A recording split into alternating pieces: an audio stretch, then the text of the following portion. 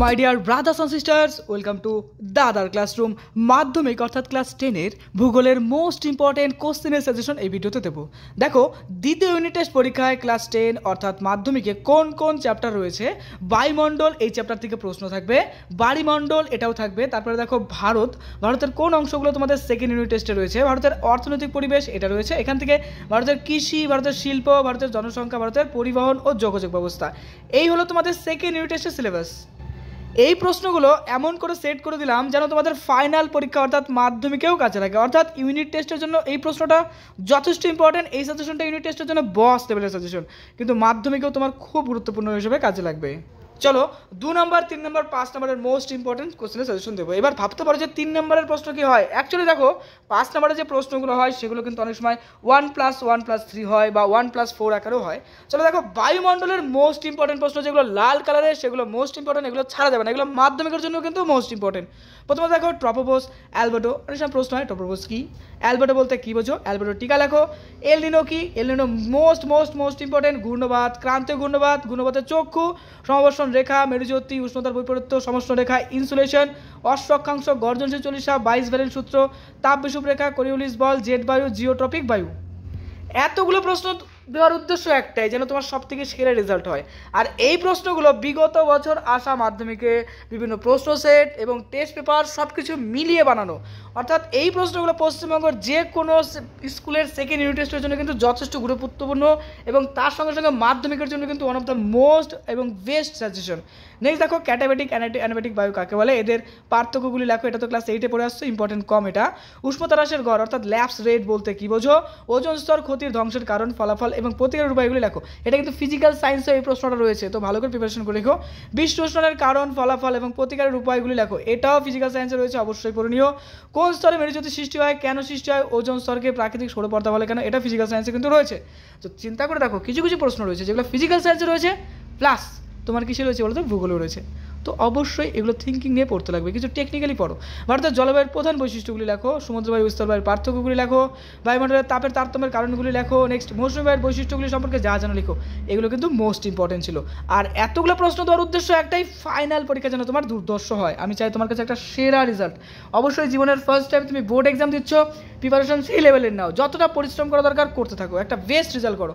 Next, কম important প্রশ্নগুলো দেখো, যেগুলো কালো কালারের সেগুলো মোটামুটি ইম্পর্টেন্ট। মৌসুমী বায়ুর সাথে জেট বায়ুর সম্পর্ক কী, ঘূর্ণিভবনের বিভিন্ন রূপরেখাগুলির সম্পর্কে যা জানো লিখো। উষ্ণতা তারতম্য বিচার, বায়ুমণ্ডলের স্তর বিন্যাসগুলি লেখো দেখাও। আবহাওয়া ও জলবায়ুর মধ্যে পার্থক্য লেখো। নেক্সট, মোস্ট ইম্পর্টেন্ট মধ্যে পড়ছে বায়ুচাপের তারতম্যের নিয়ন্ত্রকগুলি সম্পর্কে যা জানো লিখো। এল নিনোর বছরগুলোতে ভারতে খরা হয় কেন, পার্থক্য লিখো দেখো, ঘূর্ণবাত ও প্রতীপ ঘূর্ণবাত। নেক্সট, কম ইম্পর্টেন্ট বিভিন্ন প্রকার বৃষ্টিপাতের শ্রেণীবিন্যাস করো। চিত্রসহ নিহত বায়ুর প্রবাহের বর্ণনা দাও, এটা one of the most important. Next, বাড়িমণ্ডল দেখো, বাড়িমণ্ডলের মোস্ট ইম্পর্টেন্ট প্রশ্ন টিকা বা সংখ্যা হিসেবে ফেরেলের সূত্র মোটামুটি। মুখ্য জোয়ার, ভরা জোয়ার, শৈবাল সাগর, গ্র্যান্ড ব্যাংক, সিমশোলো, সরাসরির বান, এগুলো কি টিকা আকারে বা সংখ্যা আকারে আসে, খুব ইম্পর্টেন্ট যেগুলো লাল কালারের। এবার এক্সট্রা প্রশ্ন ব্যাকআপ হিসাবে তুমি সমুদ্র স্রোত, মৌসুমী স্রোত, অন্তঃস্রোত, বহিঃস্রোত, পেরিজিয়ান জোয়ার এবং অ্যাপোজিয়ান জোয়ার এগুলো পড়তে পারো। নেক্সট, ব্যাকআপ হিসাবে আরেকটা প্রশ্ন দিলাম, একটি স্থানের দুটি মুখ্য জোয়ারের মধ্যে সময়ের ব্যবধান কত ব্যাখ্যা করো। এবার আসছে মোস্ট ইম্পর্টেন্ট, এটা ছাড়া যাবে না, মুখ্য জোয়ার ও গৌণ জোয়ারের পার্থক্যগুলি লেখো। তারপর দেখো, ভরা জোয়ার ও মরা জোয়ার কাকে বলে, এদের পার্থক্য লেখো। নেক্সট, সিজিকি এবং অ্যাপোজি বলতে কি বোঝো, one of the most important. সমুদ্র সৃষ্টির কারণগুলি লেখো, one of the most important. সমুদ্র তরঙ্গ, সমুদ্র স্রোতের মধ্যে পার্থক্য লেখো, এটাও মোস্ট ইম্পর্টেন্ট। মগ্ন চলা কাকে বলে, খুব রিপিট হয় প্রশ্নটা, এর গুরুত্বগুলি লেখো। বান ডাকার কারণগুলি লেখো, এটা কিন্তু খুব ইম্পর্টেন্ট, 3 নম্বর 4 নম্বর আকারে কিন্তু অনেক সময় দেয়। জোয়ার ভাষার সৃষ্টির কারণ এবং প্রভাবগুলি সম্পর্কে যা জানো লিখো। নেক্সট, পার্থক্য লেখো, উষ্ণ স্রোত এবং কি বলছে যে উষ্ণ সমুদ্র স্রোত এবং শীতল সমুদ্র স্রোত, জলবায়ুর উপর সমুদ্র স্রোতের প্রভাবগুলি লেখো। এই যে এই প্রশ্নগুলো কিন্তু ইম্পর্টেন্ট। জোয়ার ভাটার সুফল এবং কুফলগুলি আলোচনা করো। নেক্সট, ভারত অর্থাৎ ভারতের অর্থনৈতিক পরিবেশ থেকে থাকছে কি বলতো, ভারতের কৃষি, সবটা কিন্তু থাকছে না, দেখো এই টপিকগুলো রয়েছে, ভারতের কৃষি, ভারতের শিল্প, ভারতের জনসংখ্যা, ভারতের পরিবহন এবং যোগাযোগ ব্যবস্থা, এই টপিকগুলো রয়েছে, সব নেই কিন্তু।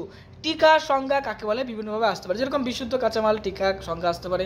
সোনালী চতুর্ভুজ one of the most important তারপর দেখো হীরক চতুর্ভুজ, সবুজ বিপ্লব, one of the most important টিকা আকারে ভারতের রুর বলতে কী বোঝো, ভারতের ম্যানচেস্টার সম্পর্কে যা জানো লিখো। দেখো ভারতের কৃষির প্রধান বৈশিষ্ট্য এবং সমস্যাগুলি লেখো, one of the most important, ছাড়া যাবে না। তন্তু শস্য এবং বাগিচা ফসল বলতে কী বোঝো, এদের পার্থক্যগুলি লেখো, মোস্ট ইম্পর্টেন্ট। খারিফ ফসল এবং রবি ফসল বলতে কী বোঝো, এদের পার্থক্য লেখো, মোস্ট ইম্পর্টেন্ট। ভারতের লোহা ইস্পাত শিল্প কেন্দ্র গড়ে ওঠার কারণগুলি কী কী লেখো, মোস্ট ইম্পর্টেন্ট। নেক্সট, এগুলো মোটামুটি ইম্পর্টেন্ট। রেল পরিবহনকে ভারতের জীবনরেখা বলা হয় কেন? আদমশুমারি বলতে কী বোঝো? ভারতের নারী এবং পুরুষের অনুপাত কত? এমন হওয়ার কারণগুলি কী কী বলে তোমার মনে হয়? নেক্সট দেখো আউটসোর্সিং এবং অফসোর্সিং সম্পর্কে যা জানো লিখো, এগুলো ব্যাকআপ হিসাবে। হ্যাঁ, এবার মোস্ট ইম্পর্টেন্ট, ভারতের জনসংখ্যা বন্টনের তারতম্যের কারণগুলি লেখো, এটা মোস্ট ইম্পর্টেন্ট মধ্যে পড়ছে। ব্যাকআপ হিসাবে ভারতের জনসংখ্যা বৃদ্ধির কারণ এবং এর ফলাফলগুলি সম্পর্কে যা জানো লিখো। ভারতের সিলিকন ভ্যালি কাকে বলে? সিলিকন ভ্যালি গড়ে ওঠার কারণগুলি লেখো। দেখো সিলিকন ভ্যালি সম্পর্কে কিন্তু 1 নম্বরের শর্ট প্রশ্ন অনেক সময় দেয়। ভারতের নগরায়নের প্রধান সমস্যা লেখো। এবার আচ্ছা, এই ক্ষেত্রে লক্ষ্য করো সিলিকন ভ্যালি গড়ে ওঠার কারণ কি, এটা কিন্তু 3 নম্বর বা 4 নম্বরের প্রশ্ন হয়।